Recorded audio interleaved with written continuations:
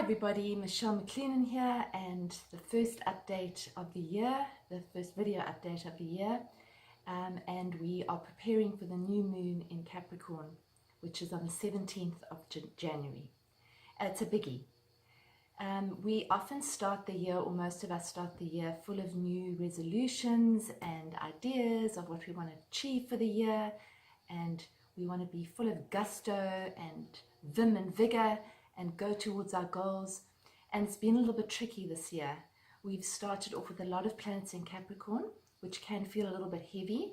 So a lot of us have started off the year feeling quite tired and a little bit uninspired. Hopefully that's going to shift a little bit in the next week or so after new moon. New moons are always the beginning of something.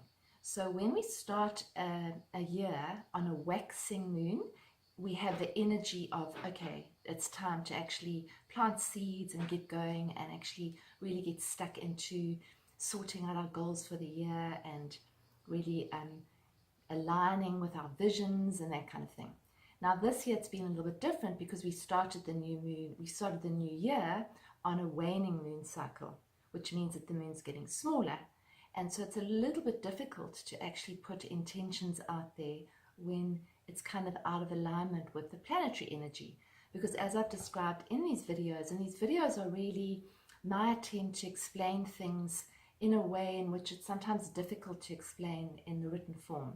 So I try to keep them kind of grounded and sort of real and not predictive, just really as to form a sort of a navigational tool to help you to work with the energies that are around at the time. That's basically what I do in my life and in my work.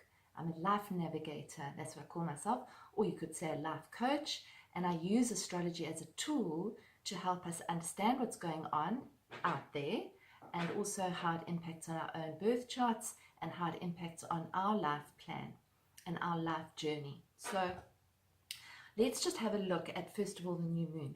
So this new moon is in Capricorn, which is the sign of the mountain goat. It's an earth sign. And it's not only just the moon and the sun. So the new moon is when the sun and the moon come together at the same degree, so in the same sign. And it's where we don't see the moon because she's covered. So it's a very inner time. It's a time to actually go inside and actually see what's coming up for you and to plant new seeds for the month ahead, and also in this case for the year ahead, because this is starting the whole year. Okay, so this new moon, we have the sun, we have the moon. Right next to those, we have the planet Venus. We have Mercury, which has actually just moved into Capricorn as well.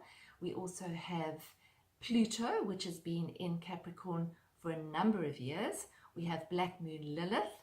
So we have a lot of energy in Capricorn, and obviously Saturn.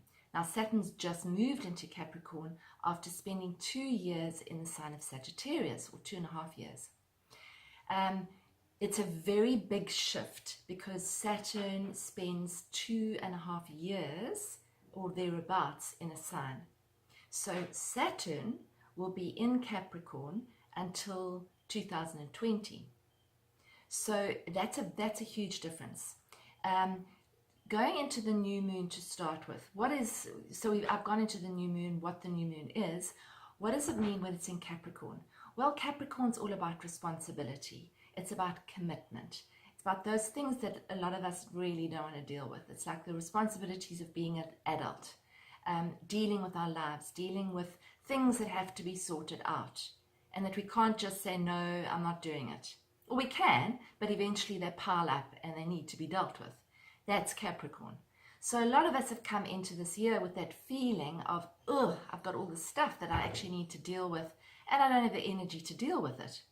So I think we need to take advice from the mountain goat, first of all. And if you look at the mountain goat, he sets his course, he sets off up the mountain one step at a time. And really that's the theme for this new moon, is not to try and see the whole mountain, not to see the whole year and to say, okay, where am I going? What's my vision? And to be too controlling about it, but to say, okay, let's get an idea of what I would like to bring in this year. what I'd like to focus on, where I need to put my commitment, and focus on making the first step.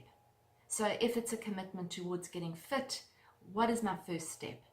As opposed to focusing on the end result, focusing on what can I do today to get fit. If it's something about aligning with your spirit more, or your soul, what can I do on a daily basis that'll help me to do that? If it's a commitment to sorting out your relationships, is there something that I can actually do and commit to that'll actually change my relationship with whoever it is, or hopefully bring understanding and maturity to that relationship? Capricorn's also about taking responsibility for our lives, so not blaming our situation on outer environments, on the government, which is easy to do, on other people, on our partners, on the situation, the world situation, but saying, okay, I'm in this, I'm part of this, what can I do, how can I take responsibility for? And then you look at Venus, which is connected to it. So Venus is, how can I take responsibility for my relationships? Because Venus rules our relationships. Venus also rules our value system. So what is actually really valuable to me? And that's a huge question that we need to ask, I think, this year and right now, is those values might change. What might have been valuable last year or the year before or 2 years ago is shifting and changing all the time. So what is valuable to me now? What are the priorities in my life? And how do I commit to those priorities? It doesn't mean that you have to know what your 5-year plan is, what your 10-year plan is, because a lot of us just don't know that. And when we start to think about that, it sows a fear in many of us. So rather looking at what are my priorities, what are the things that make me happy, and am I spending any time focusing on those things? When was the last time that I was happy? What are the things that inspire me? How can I take more responsibility for the words that I speak? Because Mercury is also tied up with this. So Mercury in Capricorn is taking responsibility for what I say to myself and to other people. So how am I putting my message across to other people? How am I relating my truth? Am I standing in my truth? And if so, is that working? And if it's not working, then maybe I need to adjust the way I'm speaking my truth, so that it might come across in a more compassionate way, in a gentler way, but I'm still standing in my truth. So that's how we kind of take responsibility, is how we respond to our outer environment, which is really what Capricorn is about. And with Saturn moving into Capricorn, it's a global thing, that we are taking responsibility now for our actions that we've made in the last few years. So if you look globally, and I'm not a global astrologer, but if you look globally, when Saturn was going through Sagittarius, there's been a lot of very irresponsible stuff happening. So it's been the beginning of fake news, where we read anything and everything on the internet, and we honestly don't know what's real and what's not, and what's actually being researched, whether the journalist has responsibility, whether it's just somebody who's sprouting off some knowledge he doesn't even have. So there's been a lot of idealism, there's been a lot of bluster actually, and fire is blustery, and Saturn has been in Sagittarius for a number of years. So hence we've had the likes of Trump coming into power, and we're all going, how did that happen? Now it's a case of saying, okay, now we need to take responsibility for changing the situation and actually finding maturity in something. It's about conserving our resources. Saturn is about conservation. It's about saying, this is our resource, our precious land. What am I doing physically, personally, to actually put my hand in conserving our planet? You know, am I saving water? Am I recycling? Am I being a responsible person on the planet? Because that's really all we can do, is take our own responsibility. And that's what Capricorn's about. So it sounds heavy, but it doesn't need to be.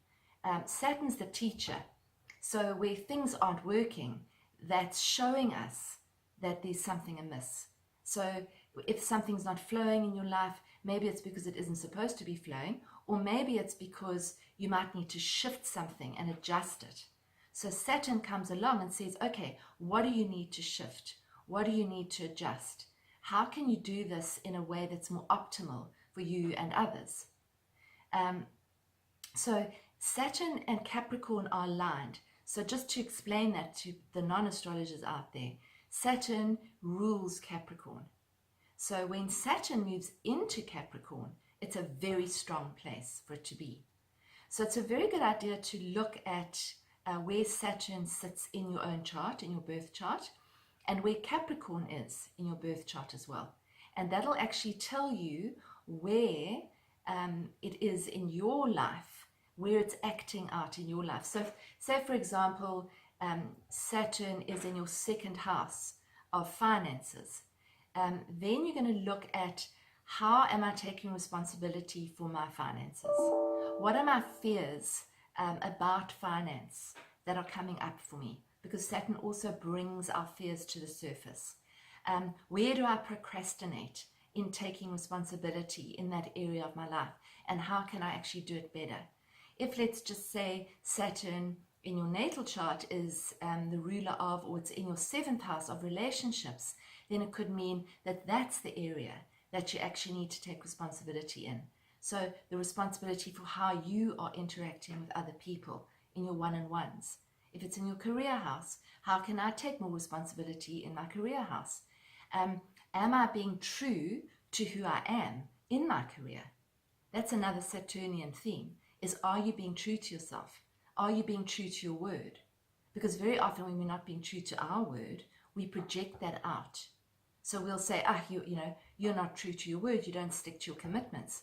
And there's kind of like 3-4 fingers pointing back at, okay, where do I not stick to my commitments? So Saturn is a hard taskmaster, but he is the one who helps us to mature and develop and evolve. And often we only mature and evolve and develop when we have obstacles, which is kind of shitty, but it kind of happens. And we've got to look at it and say, okay, there's been an obstacle after obstacle after obstacle here. Maybe I'm being shown that I'm actually off course. Maybe I need to recalibrate and reboot and say, okay, let's try and get back onto course. So that's really what I see this energy as. You might find it a little bit heavy. You might find that you don't have a lot of energy, because it can feel a little bit heavy. So take the time out that you need to rest, recover, reboot. If you're working really hard in the week, take some time out on weekends, or take some quiet time in the evenings to possibly do something that involves water, because Capricorn, especially on the new moon, because there's a lot of earth energy. And earth without water can feel very stultifying and static and hard and austere, a little bit like a desert with no water, and it's sort of caked. So you need to bring water, you need to bring compassion in for yourself and other people, to try and soften your heart, soften your soul, soften your being, and then it'll actually arise. What needs to arise will arise, rather than being a big stick that's beating over the head because you're not doing everything the way you should do it. So sort of look at the word responsibility. Look at the word, look at things like boundaries. Am I putting up the right kind of boundaries? Am I putting up too many boundaries or not enough boundaries? Am I aligned to my inner compass? The things that are really important to me, am I committing to them? If creativity is important and you're not committing to creativity, then maybe you're out of alignment. So how can you better commit to that? And it's not about changing it all in one day. I think Capricorn's about saying one step at a time. So, if I want to meditate, maybe it's starting with 5 minutes a day. Or do yoga, maybe it's starting with 5 minutes of yoga a day. As opposed to putting all your energy in, burning yourself out, getting sore, and then going, oh, now I can't do it for the next week. Rather do it in little baby steps. Just looking to see what else I have here. Now, so healthy boundaries is very important. And the other thing that's happening is all of these planets, so we've got all these planets in Capricorn, all of them are in a square to Uranus, and Uranus is in Aries. So it's also about implementing change, because Uranus in Aries is about the new, the change, the vibrant. How can I be the change that I want to see in the world? So wherever you are very het up or irritated at somebody else or about the planetary position and how the world is, have a look to see what you can do to change. How can I bring my voice to that? How can I bring about change personally? And it could literally just be sending somebody a message that needs a message, or phoning somebody that needs help, or whatever you can do, actually. It doesn't have to be in any great, big, huge way. It's how you are contributing to the whole, because everything's aligned. And that's fact. I mean, we are all connected. So how can I actually contribute is another thing that you can ask. I think the last thing that I just want to chat to you about is about this year. The energy is shifting in the sense that over the past few years we've had Pluto in Capricorn. So we look at the outer planets. We've had Pluto in Capricorn. We've had, which is an earth sign. We've had Uranus in Aries, which is a fire sign. We've had Saturn in Sagittarius, which is a fire sign. We've had Jupiter in a fire sign. So it's been in an air sign. And those are all kind of masculine. So fire and air are masculine. Now what's happening is this year, Saturn has moved into an earth sign. Jupiter has moved into a water sign.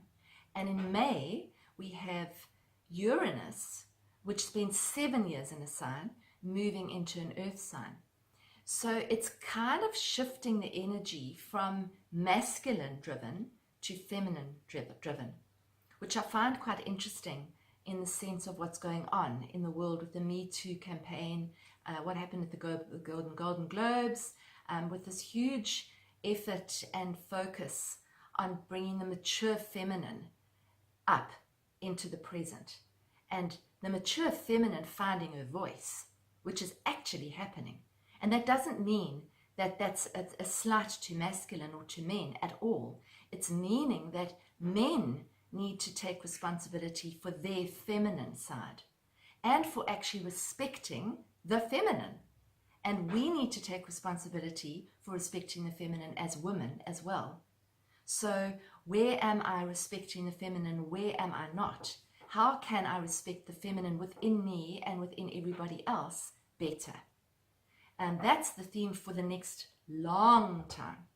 I mean, Capricorn, Saturn's going to be in Capricorn until 2020. Uranus is going to be in Taurus for the next 7 or 8 years.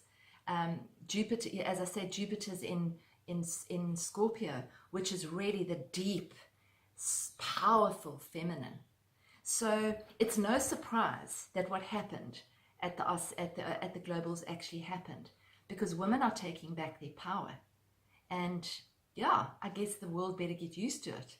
And it's going to be an interesting journey. So just ask yourself where you can take your power back, where you're standing in your power in a positive way. So power can be negative or positive, no matter which way we look at it. So I think that's about it from me. Let me know what you think, please, below the video. Give me comments. I'm very happy to have comments. If you'd like to book a session with me, I'm booking sessions now. I'm back at work. And if you have already had your chart done, it's always good to have an update, especially at the beginning of the year or at around about the time of your birthday, because that's where you have a solar return, and that forms a theme for the next year. So it kind of gives you a mini blueprint for the year, in addition to your life blueprint as well. I've got some workshops coming up in February. We're busy working on vision boards at the moment in January. They're both full. I think I've got one spot left on Saturday. And I've got some space left in my Wednesday class. If at any stage you'd like to do a vision board workshop with me, let me know. If you get a group of 5 or 6 people together, I'm happy to do one. I do vision boards in a very different way. We do them in a soul-centered, heart-centered way. So what's important in terms of how you want to feel this year, and that's what I'm going to leave you with. How do you want to feel this year as opposed to what you want to achieve? Use that as your lineup. Use that as your guiding light. How do you want to feel? Do you want to feel expanded? Do you want to feel free? Do you want to feel liberated? Well, it's the same as free. Do you want to feel abundant? If that's the feeling that you want, then you can actually set that as your vision and align to that vision. And then you're actually in keeping with everything I've discussed in this video. So have a lovely new moon. Take some time out, as I always say. 5 minutes is all you need. 5 minutes, go quiet on the day of the new moon. 17th, it's Wednesday. Set some time aside when it's dark. It's nice to actually connect with the new moon energy in the evening, in the dark. You know, light a candle, connect, go inside, see what comes up for you. Journal, look at where you want to go this year. Set your course one step at a time. Thanks for listening.